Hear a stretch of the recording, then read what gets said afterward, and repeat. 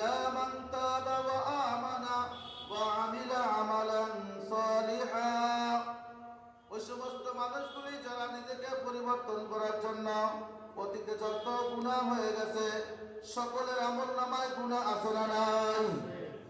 যে গুনাহগুলি হয়ে গেছে, আমি যে অপরাধগুলি করে ফেলেছি, আল্লাহর সাথে যে পরিমাণ নাফরমানি করে ফেলেছি, এই নাফরমানির দিকে ফেরার জন্য, গুনাহের থেকে ফেরার জন্য, গুনাহের উপর অনুতপ্ত হইয়া ইল্লা মান তাবা, এক নম্বর যে আল্লাহর বান্দা তাওবা করবে। কি করবে বলেন? কি করবে? তাওবা করবে। তাওবা ইল্লা মান তাবা, এক নম্বর তাওবা যে করবে, অতীত গুনাহ থেকে যে মাফ চাইবে, ওয়া আমানা ওয়া আমিলা আমালান সালিহা, দুই নম্বরে যে ঈমানকে নবায়ন করবে। গুনাহের কারণে মানুষের ঈমান দুর্বল হয়ে যায়, গুনাহের কারণে মানুষের ঈমান দুর্বল হয়ে যায়। এই দুর্বল ঈমানকে আবার নবায়ন করবে, আবার পরিবর্তন, আবার ঈমান আনবে, আবার ঈমানের কথা আলোচনা করবে, আবার ঈমানের মুযাকারা করবে। দুই নম্বর। তিন নম্বর ওয়া আমিলা আমালান সালিহা, তিন নম্বর যারা নেক আমল করবে। তিন নম্বরে কি? এক পরিবর্তনের তিনটা মাধ্যম। কয়টা বলেন? সবাই বলেন, আপনারা বলেন কয়টা মাধ্যম? এক নম্বর নিজের গুনাহের উপর অনুতপ্ত হয়ে তাওবা করবে, দুই নম্বর ঈমানকে নবায়ন করবে, তিন নম্বর যারা নেক আমল করবে। আল্লাহ পাক রব্বুল আলামিন বলেন, আমি ওই বান্দাকে পুরস্কৃত করব। কি পুরস্কার দান করবেন? আল্লাহ পাক রব্বুল আলামিন বলেন, এই তিন আমল যার মধ্যে ঢুকে যাবে, উলাইকা ইউবাদদিলুল্লাহ সাইয়্যাতিহিম হাসানাত। সুবহানাল্লাহ বলেন না? আল্লাহ পাক রব্বুল আলামিন বলেন, আমি ওই আল্লাহর বান্দার অতীতকালের সকল গুনাহ আমি আল্লাহ মাফ করে দেব। অতীতকালের হ্যাঁ, তিন আমল যদি থাকে, এক নম্বরে তাওবা, দুই নম্বরে ঈমান নবায়ন করা, তিন নম্বরে নেক আমল করা। এই তিনটা আমল যদি কারো মধ্যে এসে যায়, ও আল্লাহর বান্দার জন্য আল্লাহ পাকের পক্ষ থেকে সুসংবাদ, আল্লাহ পাকের পক্ষ থেকে বান্দার জন্য সুসংবাদের ঘোষণা। আল্লাহ বলে, ওই লোকগুলিকে আমি আল্লাহ অতীতকালে যত গুনাহ করেছিল, ওই সকল গুনাহ আমি আল্লাহ ক্ষমা করে দেব। শুধু ক্ষমা করবো এই পর্যন্তই, ক্ষান্ত নয়, এই পর্যন্তই শেষ নয়, বরং আমি আল্লাহ পাক রব্বুল আলামিন ফাউলাইকা ইউবাদদিলুল্লাহু সাইয়্যাতিহিম হাসানাত, এই তওবা করার আগে যত গুনাহ করেছিল, যেই পরিমাণ গুনাহ করেছিল, অমন সম পরিমাণ গুনার পরিবর্তে আমি আল্লাহ গুনার জায়গাগুলি নেকের দ্বারা পরিপূর্ণ করে দেব। তাই এই মজলিস হলো, এই মজলিস হলো গুনার মাপের মজলিস। কথা বলেন ঠিক কিনা? নিজেকে পরিবর্তন করার মজলিস। নিজেকে যদি পরিবর্তন করতে না পারে, এমন মজলিস মিলে কোনো লাভ নাই। কথা বলেন ঠিক কিনা? আমার হাতে সময় কম, লম্বা চূড়া দেশি মানুষ, লম্বা চূড়া বয়ান করা যাবে না, তওবার ব্যাপারেও আলোচনা করা যাবে না। শুধু এতটুকু বলি, নিজে তওবার উপর, অপরাধের উপর লজ্জিত হই, কান্না করে আল্লাহর কাছে বলি, আল্লাহ আর গুনাহ করব না, আর আল্লাহর কাছে ওয়াদা করে আর জীবনে এই গুনার কাছেও আমি যাব না। লজ্জিত হওয়া, গুনাহ ছেড়ে দেওয়া, আর গুনাহ করব না, এই কথার উপর জমে থাকা। এরপরে বান্দা যখন কদম কদম সামনে বাড়বে, তো গুনার জায়গাগুলি আল্লাহ নেকির দ্বারা পরিবর্তন করবে। দুই নম্বর, ঈমানকে নবায়ন যদি করে, ঈমানের মধ্যে যদি শিরক মিশ্রিত থাকে, শিরক মিশ্রিত ঈমান আল্লাহর কাছে গ্রহণযোগ্য হবে না। কথা বলেন ঠিক কিনা?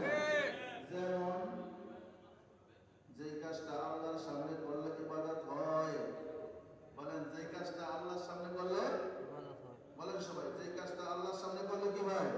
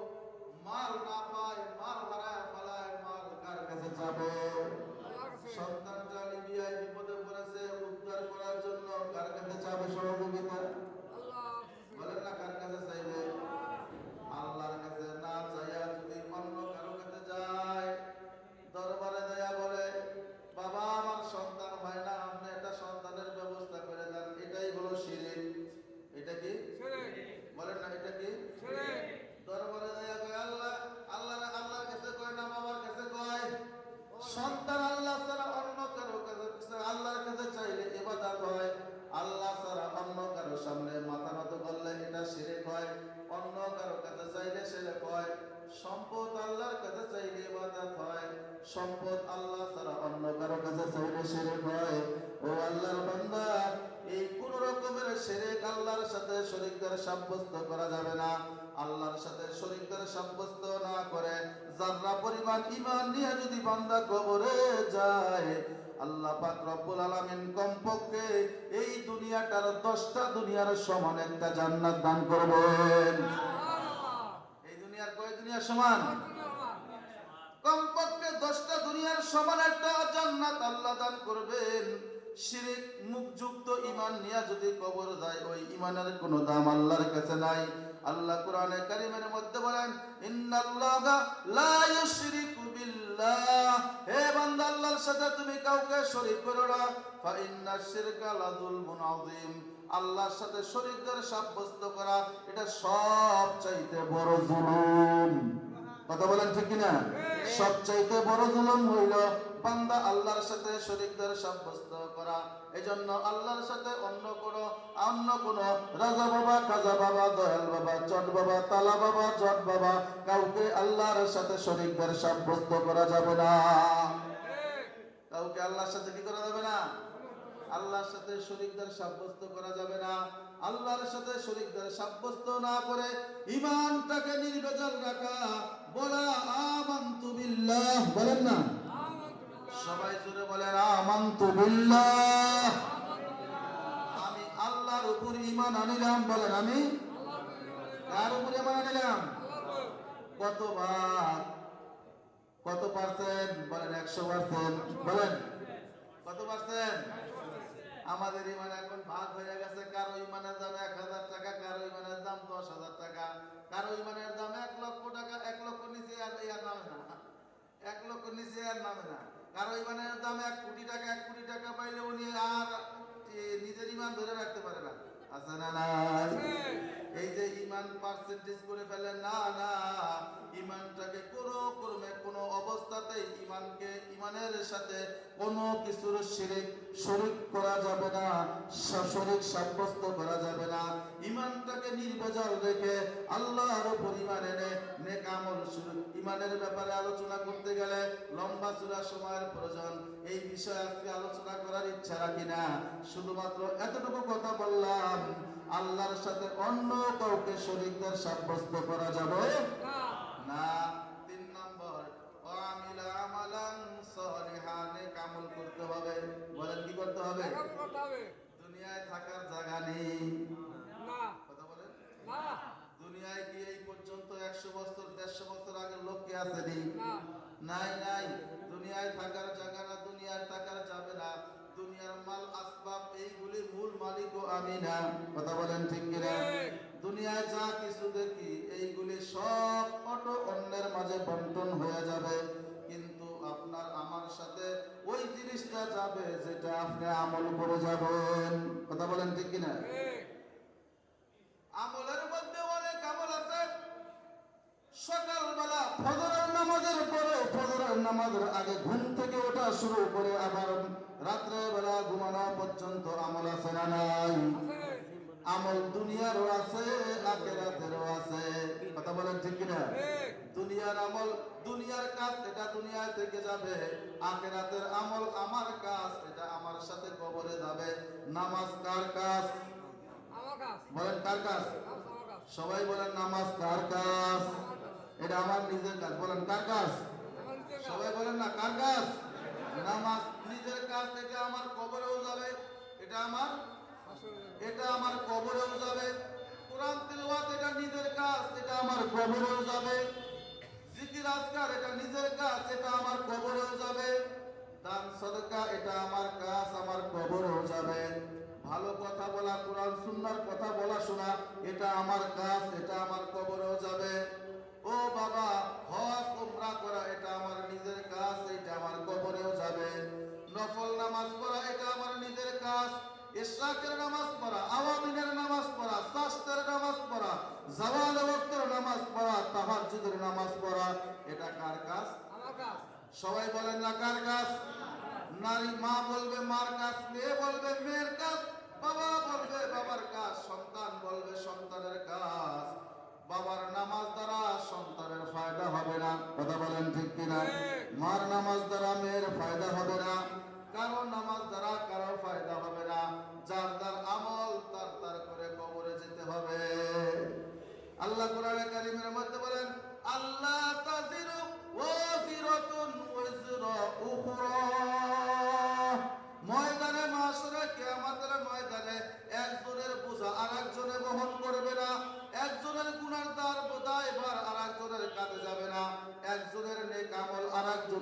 ঘরে আসবে না।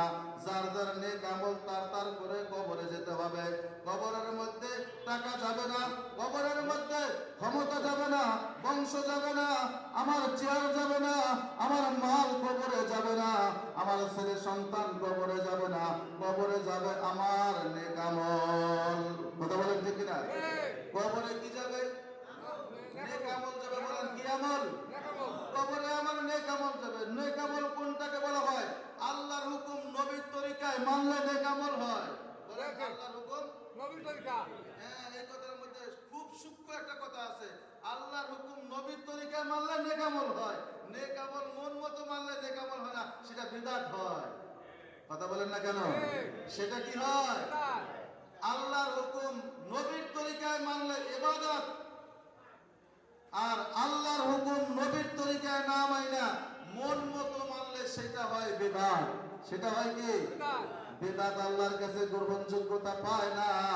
নেক আমল আল্লাহর হুকুমটা নবীর তরিকায় মানলে আল্লাহ পাক রব্বুল আলামিন তার কবরে শান্তি দেয়। মৃত্যুর সময় শান্তি দিবে, কবরেও শান্তি পাবে, মিজানেও শান্তি পাবে, ফুলসুরাতের গোড়ায়ও শান্তি পাবে, হাসরের মাঠেও শান্তি পাবে। আল্লাহর মেহেরবানিতে নেক আমলের দৌলতে আল্লাহ তার জান্নাত দান করবে। আমি আপনাদের কাছে প্রশ্ন করি, নেক আমল আমাদের মধ্যে বেশি না কম? সবাই বলেন। সবাই বলেন না কেন? নেক আমল বেশি না দুনিয়ার কাম বেশি? কথা বলেন না। যা কিছু করে সব দুনিয়ার জন্য করে, টাকা পয়সা বিল্ডিং ব্যাংক ব্যালেন্স সব কইরা রাখে দুনিয়ায়। আর যদি দিকে আপনাকে কি আখিরাত, আপনি কি আল্লাহর ভয় না আছে না? অবশ্যই আল্লাহর ভয় আছে। জান্নাতে যেতে চান না? অবশ্যই যেতে চাই। আপনি জান্নাতে যেতে চান, কাজকর্ম সকাল থেকে সন্ধ্যা পর্যন্ত, রাত থেকে ফজর পর্যন্ত ঘুমান, সারাদিন দুনিয়ার কাজ করেন, আর আখিরাতের আশা আপনি করেন কিভাবে? এটা বোকামি। এটা কি বলেন? এটা বোকামি। বলেন না এটা কি? রাসূল আকরাম সাল্লাল্লাহু আলাইহি ওয়াসাল্লাম বলেন, আল কাইয়িসু মান দানা নাফসাহু লিমা আমিলা বাদাল মাউত ওয়াল আজিজু মান ইত্তাবা হাওয়াহু ওয়া তামান্না আলাল্লাহ। কিছু মানুষ এমন আছে, নিজের ফ্যামিলিটা নিজের মন মতো চলায়। ফজর নাই, যোহর নাই, আসর নাই, মাগরিব নাই, এশা নাই, পাক পবিত্র নাই, নবীর সুন্নাত নাই, নবীর আদর্শ নাই, নফল ইবাদতের কোনো ফিকির নাই, এ মন মতো চলে। আর যদি তার কাছে জিজ্ঞাসা করা হয়, আপনি কি আখিরাত চান না? বলে অবশ্যই চাই। আপনি কি আল্লাহর কাছে মাপ চান না? বলে অবশ্যই চাই। আপনি কি আল্লাহর কাছে জান্নাতের আশা করেন না? তাই আল্লাহর হুকুম অবশ্যই, আল্লাহর জান্নাতের আশা তো করেই। আল্লাহ রাসূল বলে এই লোকটা সবচেয়ে নির্বোধ আর বোকা। ঠিক কথা বল না কেন? এই লোকটা সবচেয়ে নির্বোধ আর বোকা। আল কাইয়িসু মান দানা নাফসাহু লিমা আমিলা বাদাল মাউত। আর সবচেয়ে জ্ঞানী ওই ব্যক্তি, যেই ব্যক্তি আছে দুনিয়ায়, বসবাস করে দুনিয়ায়, থাকে দুনিয়ায়, চলাফেরা করে দুনিয়ার মানুষের সাথে, লেনদেন করে দুনিয়ার মানুষের সাথে, সকল চিন্তা চেতনা, তার কার্যক্রম, তার কথাবার্তা, তার লেনদেন, তার আচার আচরণ, তার ব্যবহার সব কিছু করে আখিরাতের জন্য, আসা দুনিয়ায় করে আখিরাতের জন্য। নবীজি বলেন এই লোকটা সবচেয়ে জ্ঞানী। এই লোকটা কি? সবচেয়ে বলেন। এই জ্ঞানী লোকের সংখ্যা আমাদের সমাজে কম না বেশি? খুবই কম। বড় দুঃখ ও পরিতাপের বিষয়, আজকে এখানে মাহফিল হচ্ছে, আজকের মাগরিবের নামাজও অনেক মানুষ এই জায়গার মানুষ পড়ে নাই। কথা বলেন ঠিক কিনা? কোথায় গিয়া বাবা, ও যুবক ভাই, তুমি কোথায় গিয়া নামাজ পড়বে? ও যুবক ভাই, কে তোমাকে জাহান্নাম থেকে বাঁচানোর কথা বলবে? তোমার জীবন যৌবন তো ধ্বংস করে দিতেছে মোবাইলের কারণে, জীবন যৌবন তো ধ্বংস করে দিচ্ছে অন্য কোনো পরিবেশে যাওয়ার কারণে। আজকে মাহফিলে এসেও তুমি এখানে বসতে পারো না, দিনের কথা তুমি শুনতে পারো না, আল্লাহ আল্লাহ রাসূলের কথা শুনতে পারো না, তোমার জীবনের কিছু কথা বলা হচ্ছে, এখান থেকে কিছু নসিহত গ্রহণ করতে পারো না। আর তুমি নামাজ পড়বে কোন জায়গায় গেলে? কথা বলেন ঠিক কিনা? আজকেও যারা নামাজে আসে নাই, আজকেও যারা নামাজের ফিকির নাই, কবে এরা নামাজ পড়বে? কার থেকে যারা কন্টাক্ট করছে যে 50 বছর আরো বাঁচবে, এমন কোন কন্টাক্ট আসেনি? ও বাপ, ও ভাই, বেশি মানুষ বেশি কথা বলবো না, মনের কষ্ট নিয়ে বলে, দিনের কানটা দিয়ে শোনো। আল্লাহ পাক রব্বুল আলামিন বলেন, তুমি যখন মারা যাবো, আমি যখন মারা যাব তুমিও মরবা, আমিও মরব, কেউ বাঁচতে পারবো না। ময়দানে মাশরে কবরের মধ্যে গেলেও আর তোমার মৃত্যুর শয্যায় পতিত হইলেও তোমার মাল তোমার কোনো উপকারে আসবে না। তোমার মৃত্যু মর্যে মৌতের কোলে যদি তুমি ঢইলা পড়ো, তোমার পাশে বইয়া যদি সূরা ইয়াসিন তেলাওয়াত করা হয় রে বন্ধু, আল্লাহ পাক তোমার কবরের তোমার মৃত্যুর যন্ত্রণাকে আসান করে দিবেন। দুনিয়ার এমন কোন মেডিসিন নাই, আজও পর্যন্ত দুনিয়ার এমন কোন মেডিসিন বের হয় নাই মৃত্যুর যন্ত্রণা কমানোর মতো কোন মেডিসিন কোন সায়েন্স বের করতে পারে নাই। কিন্তু আল্লাহ পাক রব্বুল আলামিন মৃত্যুর যন্ত্রণা হালকা করার জন্য একটা মেডিসিন দিয়ে দিয়েছেন। যদি মৃত্যুর সময় সূরা ইয়াসিন তেলাওয়াত করা যায়, মৃত্যু ব্যক্তির মৃত্যুর যন্ত্রণা কমে যায়। ও বাবা, তুমি যদি মারা যাও, 5 বেলা নামাজের অভ্যাস যদি তোমার থাকে রে, কুরআন তেলাওয়াতের অভ্যাস যদি তোমার থাকে রে, সকাল সন্ধ্যা জিকির আজকারের অভ্যাস যদি তোমার হয়ে যায় রে বন্ধু, তোমার কবরের মধ্যে অন্ধকার থাকবে না। পয়গম্বর বলেন যে নামাজি মারা যাবে, নামাজ তার মাথার কাছে দাঁড়ায়া যাবে, নামাজ তার ডান দিকে, কবরের ডান দিকে দাঁড়ায়া যাবে।